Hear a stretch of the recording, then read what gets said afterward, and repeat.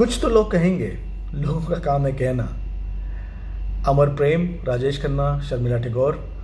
ये एक यादगार और सदाबहार गीत तो है ही, लेकिन इसमें जीवन का एक बहुत बड़ा सार भी छुपा है। स्टीम इंजन से हम सभी वाकिफ़ हैं। जब स्टीम इंजन बनाया जा रहा था, श्री जेम्स वॉट जब स्टीम इंजन बना रहे थे, तो कई बार उन्होंने प्रयोग किया। कुछ प्रयोग असफल रहे, फिर उन्हें सफलता मिली।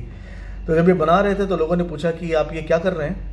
तो उन्होंने बोला, आपके सामने ये जो इंजन खड़ा है हज़ारों टन लोहे से बना हुआ, मैं क्या करूँगा, इसको भाप से मैं चला दूँगा। तो लोग हंस दिए। उन्होंने बोला, अच्छा आप इसको भाप से चला देंगे, ये तो नामुमकिन सी बात लगती है।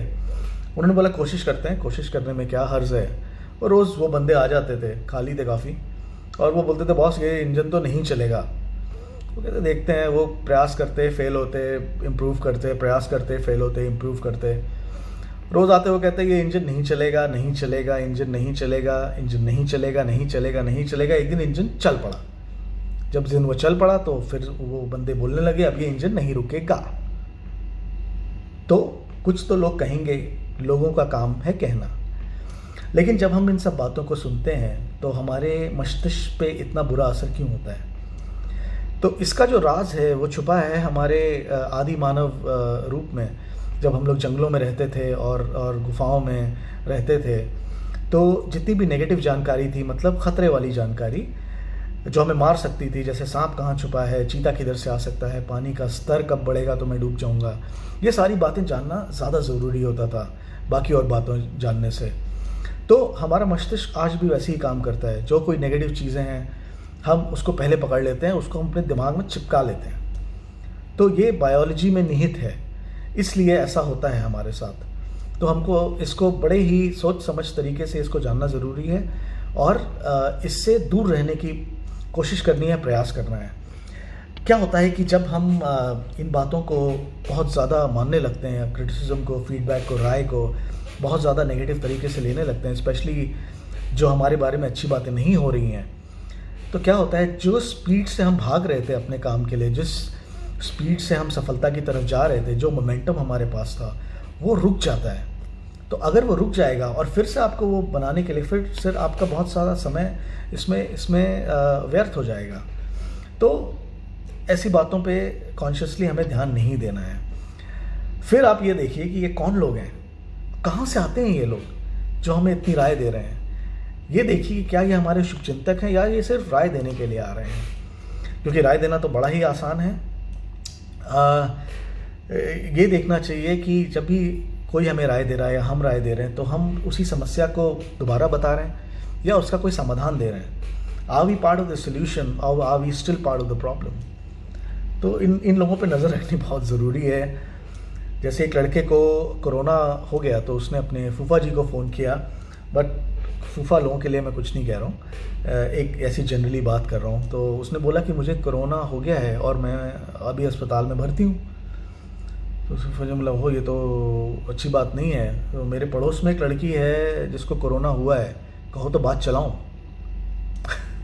ये वही लोग हैं जो सलमान खान के पीछे भी पड़े हुए हैं उसकी शादी को लेकर। एनीवे लेकिन सबसे जो इसमें मुश्किल चीज़ है वो ये है कि इन सारी बातों को, राय को सुनने के बाद हम उस पर भरोसा करना शुरू कर देते हैं, और जहाँ से सारी प्रॉब्लम शुरू होती है। और सबसे इसमें एक अजीब बात ये भी है कि राय देना आजकल बहुत आसान है, और अभी के व्यवसाय भी है। अगर आप एक वेबसाइट पर जाएंगे जिसका नाम yelp.com है, उस पर लोग सिर्फ फीडबैक देते हैं। हम भी आजकल किसी रेस्टोरेंट, कहीं भी चीज़ें खरीदने से पहले इन रिव्यूज़ को पढ़ के एक ओपिनियन बना के फिर हम उससे इन्फ्लुएंस होके हमारा जो ख़रीदारी का बिहेवियर है वो निर्धारित होता है। तो सोशल मीडिया आजकल काफ़ी ज़ोरों शोरों से लिंक्डइन, ट्विटर, फेसबुक, इंस्टाग्राम, भर के ओपिनियन आते हैं, दबा के लोग यहाँ पे अपने राय, विचार जो हैं व्यक्त करते हैं। हो सकता है उनके पास कोई समाधान नहीं हो, लेकिन ये करना बहुत ज़रूरी है लोगों के लिए। तो ऐसे लोगों से क्या है कि आपको दूर रहना है। लेकिन अगर आप सारा ओपिनियन, क्रिटिसिज्म, फीडबैक इग्नोर कर देंगे तो वो भी सही नहीं है। Then you have a recipe for disaster. आपको ये देखना है कि ऐसी राय, ऐसा ओपिनियन जो आपको चिंतन करने पे विवश करती है, ना कि चिंता करने पे, उस पे आपको ध्यान देना है, क्योंकि चिंतन से ही फिर नए आइडियाज़ आते हैं, इम्प्रूवमेंट के ऑप्शंस मिलते हैं।